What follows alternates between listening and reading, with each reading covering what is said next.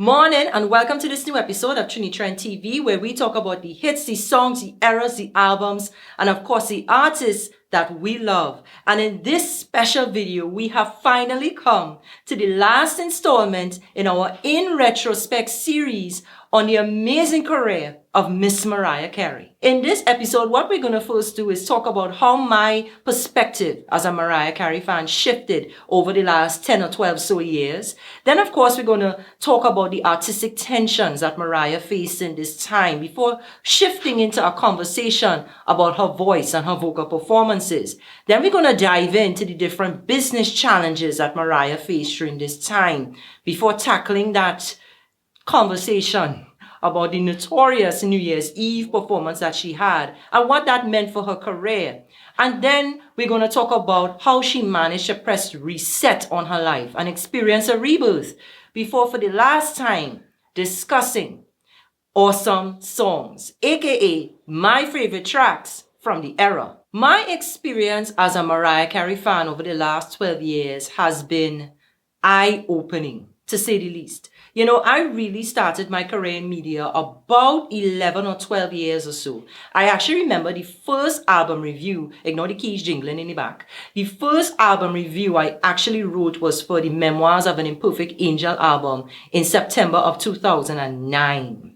And during this time of my life, I have really started to look at artists and musicianship and popular culture in a much deeper way, understanding how the business works, understanding how the artist works, and understanding how everything comes together in this really amazing tapestry, really understanding the entertainment industry on a much deeper level. And what I discovered during this time by studying Mariah's career over a decade now, I've really discovered that Mariah has been in a state of artistic tension.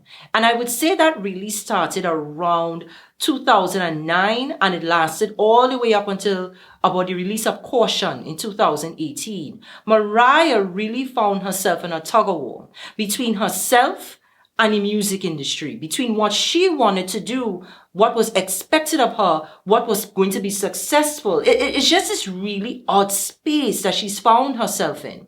And I think the foundation for this was actually set before Memoirs. It was actually set during the promotional campaign of the E=MC² album, which we actually touched on in our previous video. The E=MC² album came out in 2008, as we know. And during the time of the promotion of that album, there was a shift in popular culture. You see, R&B was a dominant art form in the music industry. I would say starting around probably about 2000 and no, even way long before that, 1993 actually. It was about 15 years. It's still early, my brain waking up. So 1993 was when that really began. As New Jack Swing went down, rap was still finding its way into the mainstream of American psyche. We saw R&B and adult contemporary music really take its hold at the top spot of the charts and controlling the airwaves. Even as hip-hop became more prominent, R&B just simply evolved and adapted, and it really maintained its grip on all of popular culture. But then around 2008, we saw a change started to happen. The wind started to change. Just like the sun moving outside my window forever, turning and twisting and cloud moving. We saw a change started to happen. As electronic dance music came to the forefront of pop culture, we saw R&B lose its grip at the top spot. There's a fly flying around my head. I don't know how it come in my house. Ignore it if you see it flying in front of the camera. And at that time, R&B artists either had to adapt or they were left behind. But during this time, Mariah was not fully present and aware of what was going on in the industry and in her career. You see, Mariah got married in 2008 while promoting E=MC². She got married to Nick Cannon. And when they fell in love, Mariah started to develop a personal life, something that she didn't really have much of for so long. And then after she got married, she got pregnant and then suffered a miscarriage. Yes, Olia, I read the book. The Meaning of Mariah Carey. I actually read the book. I listened to the whole audio book. 11 hours and 17 minutes of plenty talking. And Mariah does talk more than me. But I learned plenty. You know, she had a miscarriage. And in this time, Mariah really lost touch with the music industry. And understandably so, because she was trying to deal with what she was experiencing in her personal life. But by the time she refocused in 2009, the entire landscape had changed. You see, what Mariah did at this time was make a very peculiar choice. Mariah decided, instead of moving forward, instead of evolving and adapting her sound, instead of, even finding a way to progress in the music industry, what she did was regress. She developed a very nostalgic focus. And it seemed to me at that time to be very odd. You see, I like the Memoirs of an Imperfect Angel album. It has actually become one of my favorites by her over the years. But at that time, as somebody who was learning and studying the music industry and seeing what artists needed to do to be current and to be commercially successful, I couldn't quite understand the narrative that I was hearing around the development of the album. As a matter of fact, The Dream said this to MTV in 2009 when discussing the album. He said, because he co-wrote the album with Mariah and he worked with Tricky Stewart to produce it with Mariah. And he said this: I think it's about just writing an album that includes the focus of all the hits that she had. She can't take a loss. She has to do everything to a T. So it's basically like we're trying to make a greatest hits album without using the greatest hits.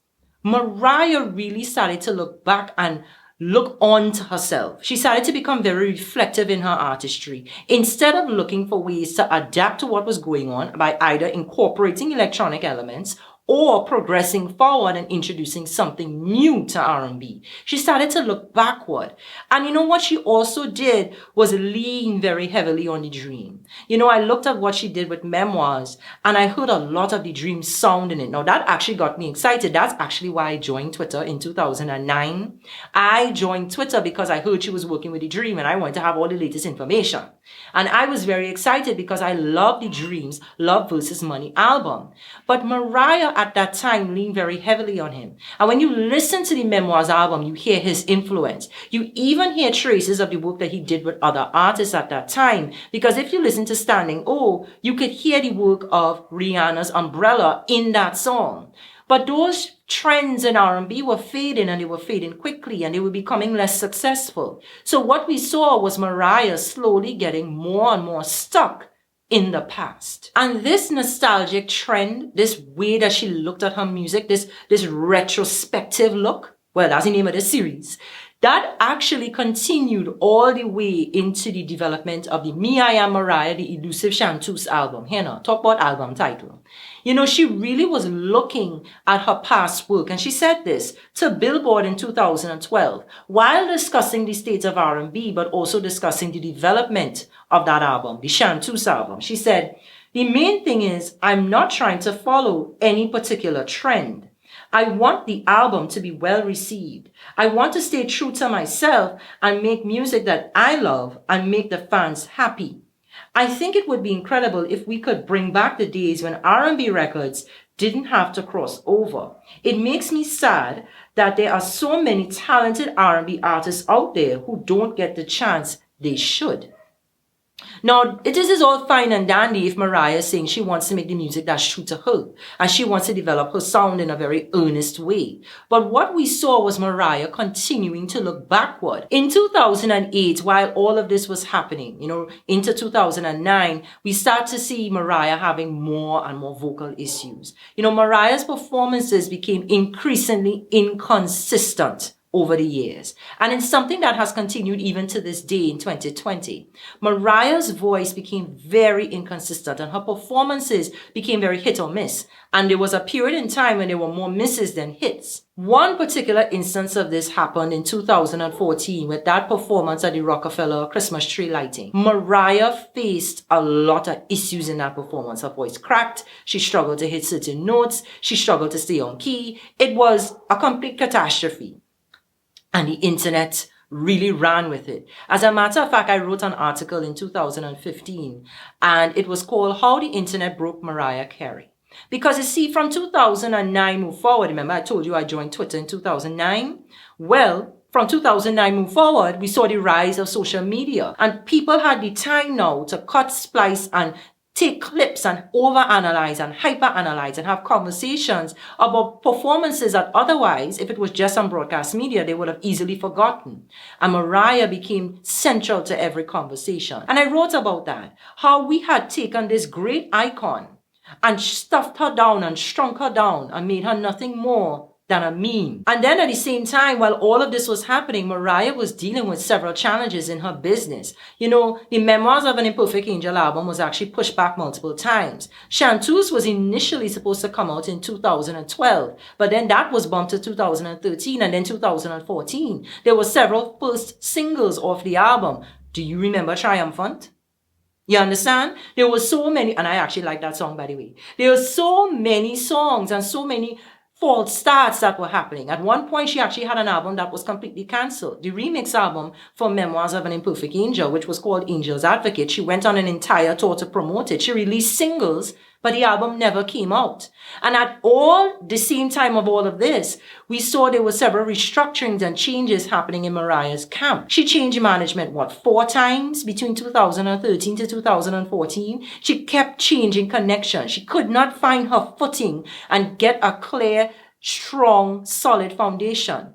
And that shifting of the sands eventually led her into a trap with Miss Stella Buloknikov. Once Stella, the Russian, came into the picture, Mariah's career took a severe downturn. Now, before she was on a gradual decline, starting with the late E=MC² era, she was on a gradual decline, but once Stella came in the picture, that became a rapid descent. She just started to plummet. Mariah's career was no longer just about the music. Once that partnership really kicked off, the only thing that really seemed to be about the music was her Vegas residency.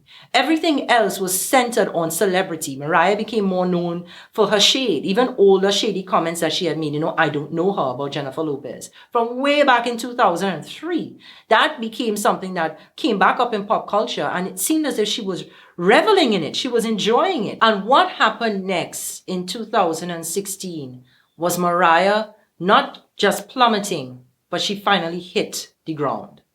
She finally hit rock bottom. What happened next was the performance at Dick Clark's New Year's Rockin' Eve, where she was to perform Emotions. And when she came out on stage, her ear monitors weren't working. She couldn't hear the music. And the backtrack that she was leaning on, that she had relied on for so long, with those high notes, it was playing without her being on cue. There were no background singers to support her. And it was a complete fiasco. Now, Mariah, in her book, says that this was just a blip on her radar. She recovered from this. This didn't stop her. This was not a breakdown.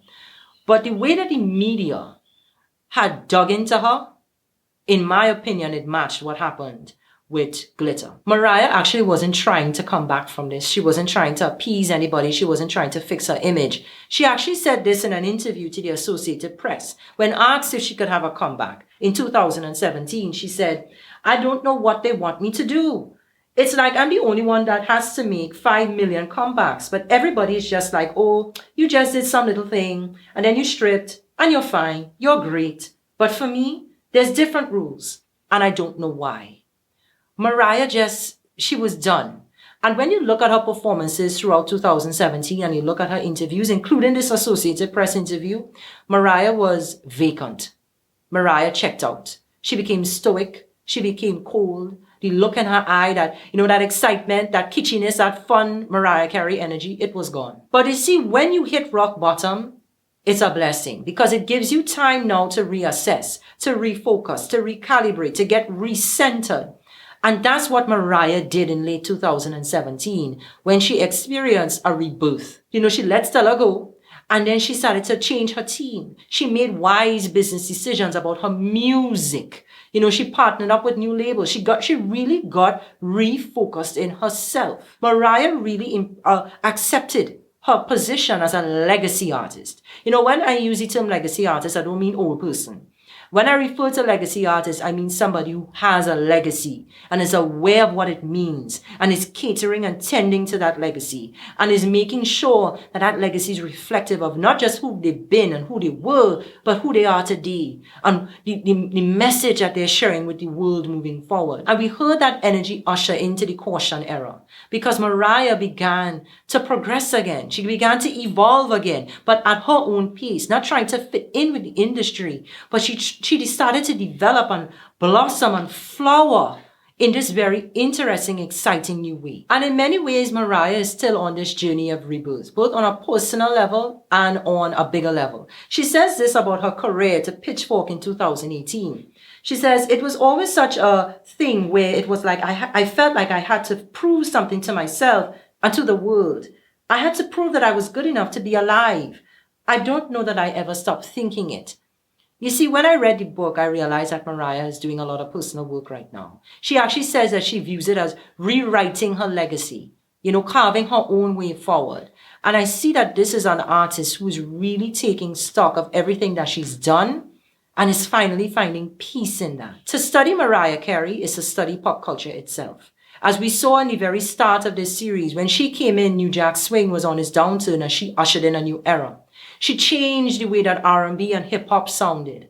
Then she changed the way she approached her singing and her music style, which influenced so many other people. She had a resurgence in her career. And then in this episode, she had another downturn. And then she got settled in herself. Just as we are settling now as a people, going back to ourselves in 2020, being locked inside and coming to terms with who we are. It's the same thing that's happening with Mariah. So now, for the last time in this series, let's talk about awesome songs, aka my favorite songs by Mariah over the last 10 or 12 so years. I will start this off with Bet You Gon' Know. Bet You Gon' Know is the opening track, Ignore My Neighbor Dog Fighting, is the opening track from the Memoirs of an Imperfect Angel album.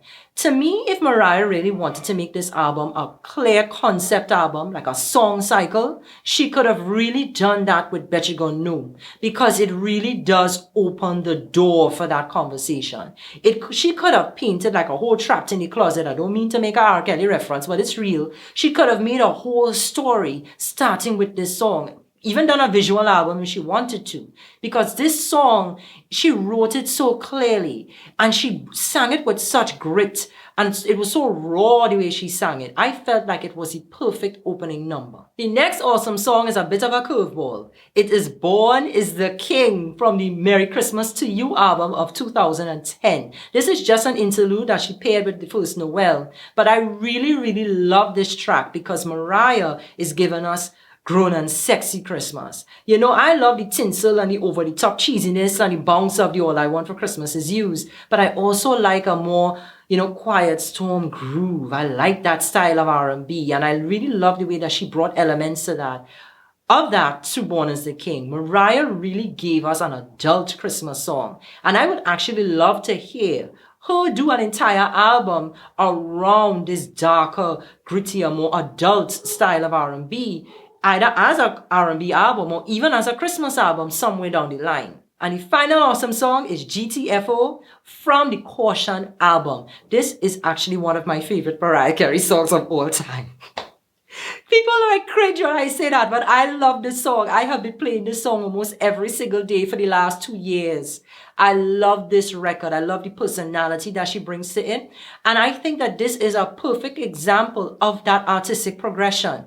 Mariah took a style of production with 1985 that is somewhat trendy, that mood type of a soundscape, but she brought her own approach to it. She brought her little isms to it and of course her own unique singing style. And she showed how she can evolve with the times. And I felt that this was a song that could work not just in 2018, but it still works in 2020. It shows an artist who is being forward thinking. And I really love this record. And I think it really shows us how Mariah Carey still has it in her to progress and evolve. Thank you for watching this episode of Trini Trent TV. And of course, thank you for watching this entire series. If you have not watched it, go back to episode 1. There's a playlist that will be linked below and you can watch the entire 5-part In Retrospect series on Mariah's career. I am very proud of myself for completing this. It took a lot of work, a lot of research. There's so much going on behind the scenes that y'all don't see. The noise. People wonder sometimes why it takes so long to put out a video. I'm navigating construction noise, living in a house with other people. It's so much going on. Plus a job, plus COVID, with a pandemic. But I show up when I can and I do my best. And I am so grateful for everyone who was patient, who enjoyed this series, who left comments and shared the video. Please share this video with your friends, all the other lambs and anybody who you know just loves music. Share the entire playlist that I'm going to link below. And I will see you next time in our next video as we continue to explore pop music and pop culture together. Thank you very much, and I'll catch you next time. Later.